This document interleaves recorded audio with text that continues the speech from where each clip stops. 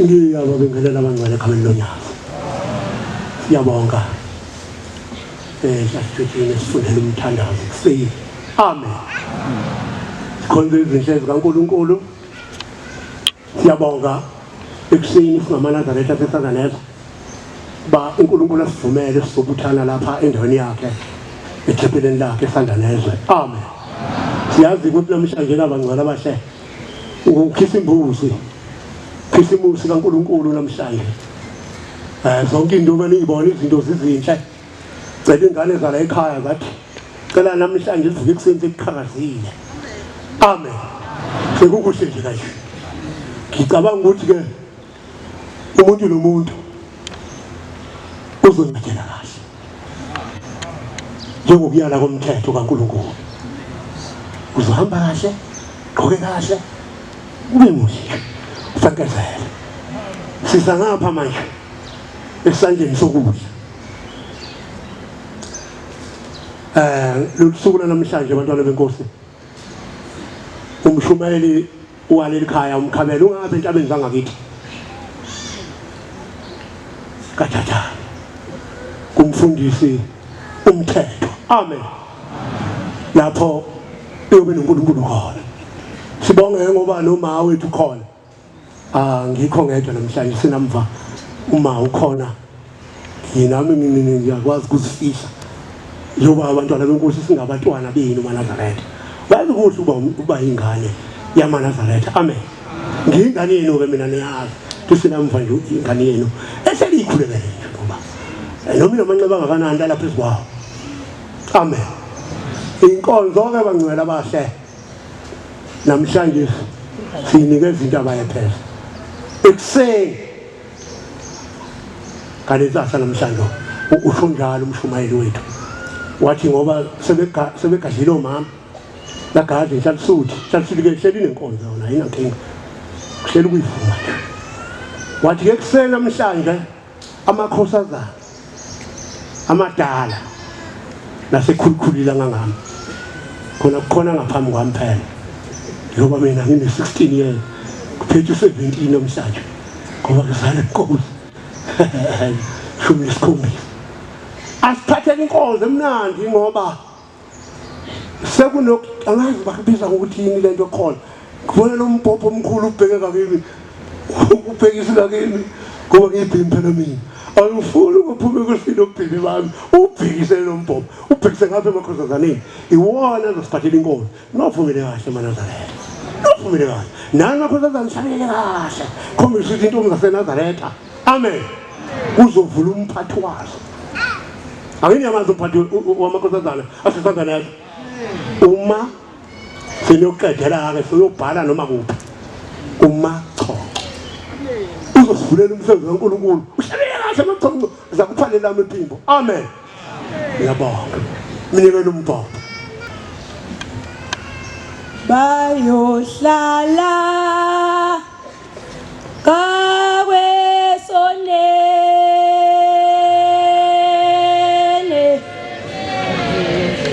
ephele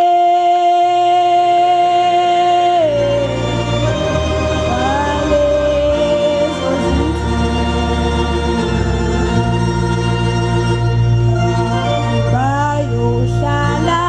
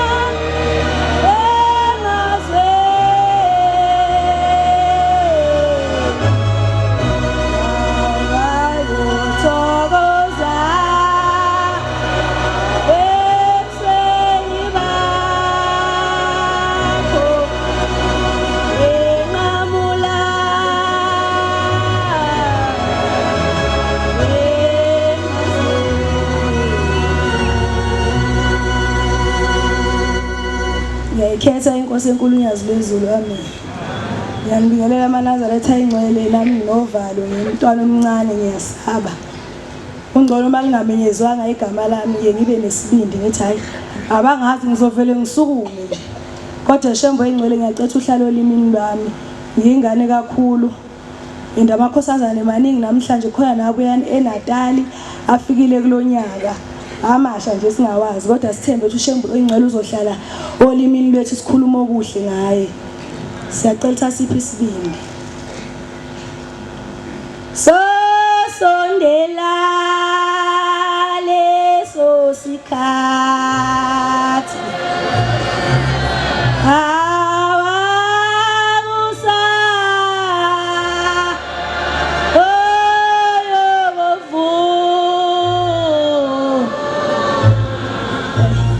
uvalo uMaNazaretha engiyeza ukuthi ngihlakelele kanje umshuhelo sengithuse kakhulu uMaNazaretha. Kuthe uJulayi ngonyaka odlule uMaNazaretha engcwele siphambi komnikazi uNyazilezulu sesinikela sekuqediwe nje ukwenza inkonzo yonke into siqediwe kodwa sekunikelwa elokho ehlabelela umshumayelo uncumbe elokho ethi siphambi komnikazi beka inhliziyo yakho kuShembe engcwele noma ungafikanga embengeni kubaba phambili kodwa yazi ukuthi labo basket abaphethwe abashumayeli lokho ozokubika kuzofika kuNyazilezulu. Sathi sahlezi kanjalo sathi masuka la eGoli sabeka umnikelo wethu sizovuka sihambe ngakusasa sawukhulumisa ukuthi siyocelana udadewethu ngakayifikile kehlela endlini washo wathi yazi ngizizwe ngathi ngingacelela ogogo ekhaya babili khona ugogo omdala nomncane wathi ngizizwa nginosize ngathi ngingacelela ugogo omncane ugogo omncane wadlula emhlabeni eyithwele eMaNazaretha wathi njengoba sebuhleli ngoba kuthi uNyazilezulu lenza konke wathi nginesifiso sokuthi ngimcelele ukuthi Shembe Nyazilezulu ngicela ukuthi ugogo uthumela ababelethisi basezulwini bambelethise. Ngithi mina ngoba umncane kangaka lento icabangiswa yini ngoba nami ngake ngezwe abantu abadala beyikhuluma bethi ugogo wadlula emhlabeni eyithwele. Kodwa wangcwatshwa nje kanye nomntwana akazange behlukaniswe. Sawukhuluma lomnikelo safika phambi komnikazi wezulu wanikelwa kwaqedwa kwathi makusanike sekuzobuye kuvalwe. Lengane yavele yawa. uMaNazaretha iyahlupha kakhulu ke lengane yakwethu enkosazana. Yavele yawa ngaphatheka kabi ngithi awuShembe engcwele ngoba wathi lokhu kuwa sekuphelile ngeke saphinde kubuye. Namhla sekwenze njani? Kanti uShembe usefikile eMaNazaretha. Uma hamba kuye ezulwini ngesikhathi uMaNazaretha wathi mayefika unikela lomnikelo bese wafika ubaba ophakathi ozalwa yilogogo. Wathi mntanami ngiyakuzwa usukhulumile kuShembe. uShembe usefikile kuma wambelethisa. Manazaretha lesikhathi inkosi ingakakhiphi nesibusiso yathi isimbelethisile uhlulwa yini mina ukuthi uyonginikelela kuShembe uyongicelela uShembe intethelela ukuthi ngahamba ngibulala abantu wathi njengamanje ngicela uyongicelela ngoba angikaze ngaya ndawo ngiyacela uNyazilezulu umkhumbule inkosi usene ezweni.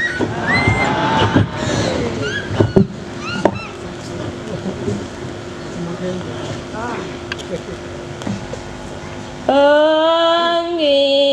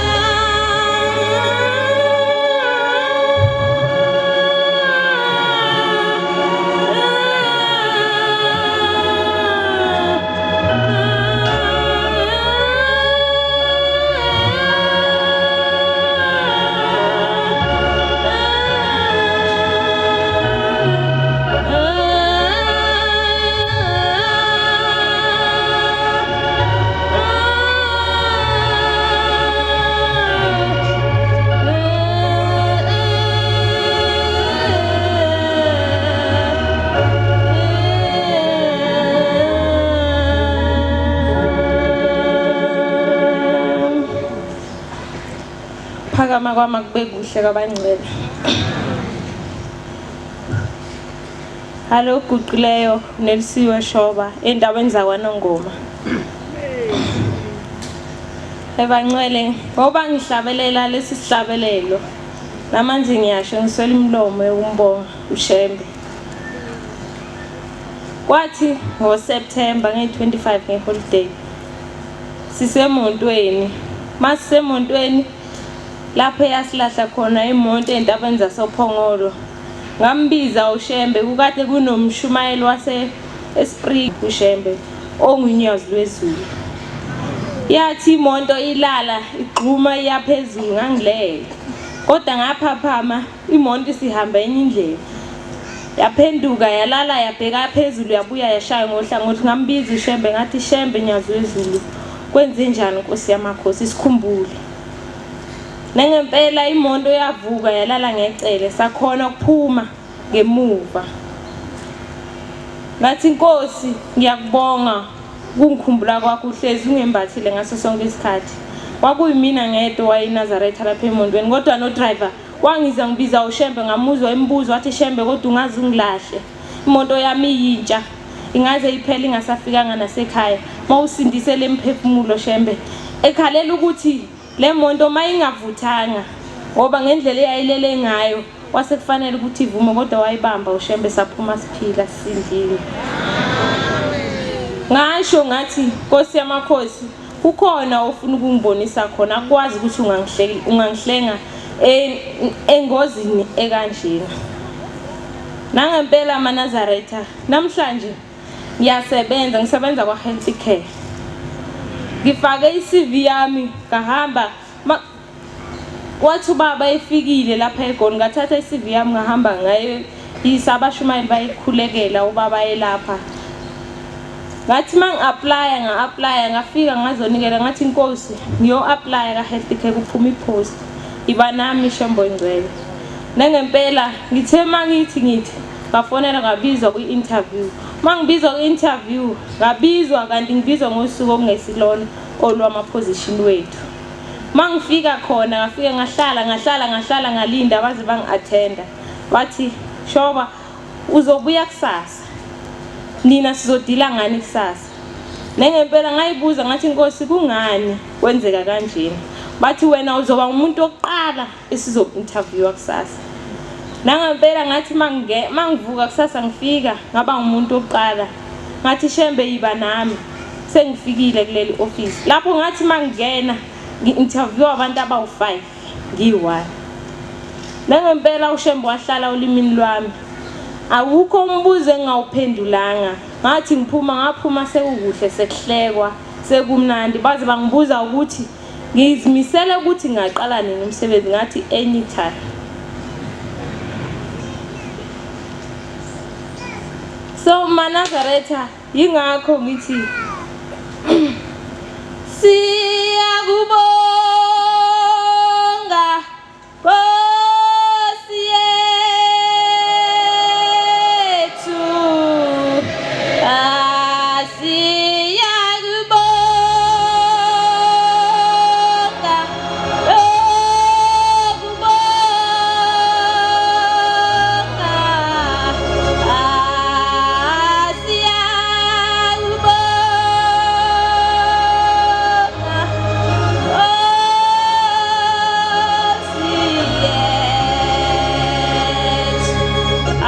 Nazaretha ngiswela imlomo yamaqhawe ngabonga ngayo uShembe ungikhumbulile kulonyaka 2022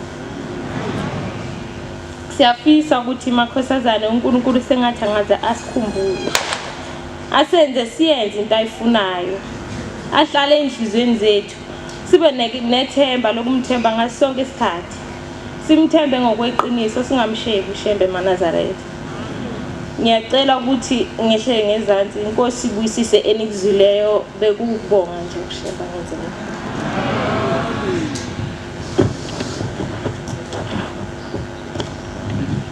wezwakala ilizwi ayekushoneni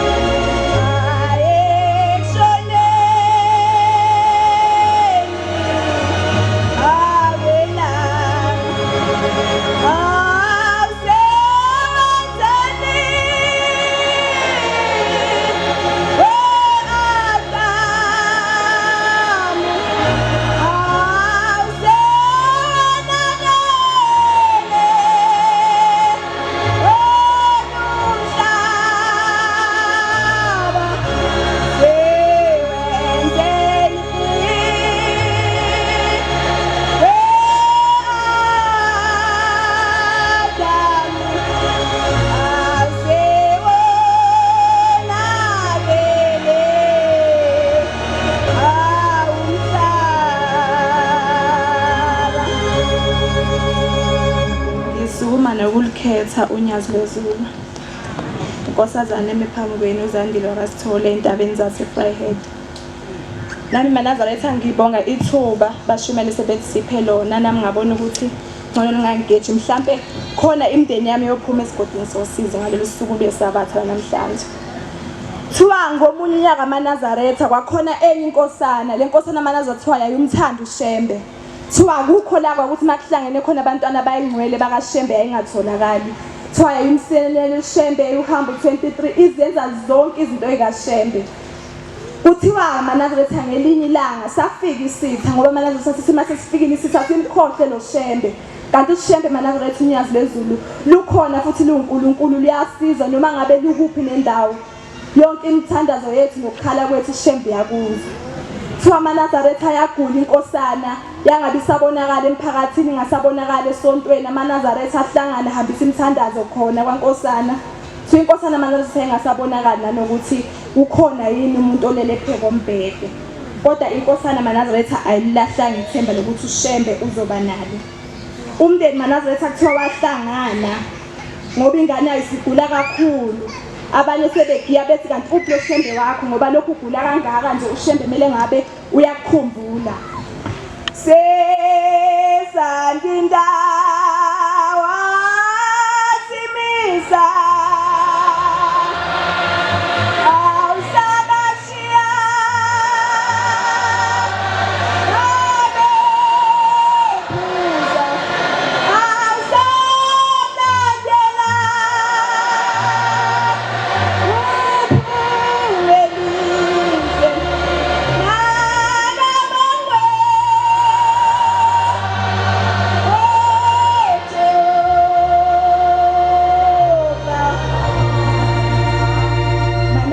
umndeni usahlangene kanjalo kanti uhlela ukuthi ubize enye inyanga eyayidumile ukuthi izosindisa umntwana wayo ngoba kuthiwa lo nyanga leyo ayikho into eyayingayehluli ngoba umndeni mawusudidekile maNazaretha nawe ungaze ungene esilingweni uthi uShembe maNazaretha la kithi emhlabeni abantu sebaphenduka inyamazane uthi abantu baphenduka inyamazane maNazaretha ngoba abantu sebasebenzisa imithi elwane inyoka ini abantu bayayibhenda benzela lezi zinto zabo lezi abazenzayo baze bayikhomba inkomo egcekeni ukuthi nayi inkomo esokhokhela ngayo inyamazane la shoni la ngamaNazaretha ayisifikile indlondle nomusa wafika uShembe lenkosaneni wathi mntanami ngiyakuzwa ukhala kwakho uyagula impela umndeni wakini usuze wakufunela inyanga ezokwelapha ngani yami songena esikhwameni senyanga izothi mayiqala ukuthinta uzolulama kodwa inyanga yafika mntanami yangakuthinta izothi mayiphuma ngalomnyango lo uzofa uze kithi boShembe sesikubekela indawo yakho engcwele yolibona izulu laphakade kodwa inyanga yakuthinta yokusungolile yokusungasahlangene nathi naboShembe uyophila emhlabeni izizukulwane sakho nezizukulwane sakho ngeke size simthande uShembe.